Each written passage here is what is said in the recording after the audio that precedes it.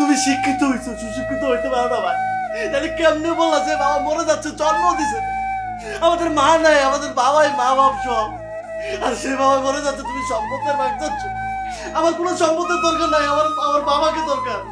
আমার বাবাকে তুমি হসপিটাল নিয়ে যাও, আমি সব লেগে দেবো তোমার নামে। তুমি সব বাড়ি নিয়ে রে ভাই, তোর পায়ে ধরে ভাই, তুই সব বাড়ি নিয়ে দে, সব সম্পদ বাবা নিয়ে দে, আমার কিচ্ছু লাগবে না। আমার বাবার হসপিটাল নিয়ে যাও ভাই, আমার বাবা মরে যেতেছে ভাই।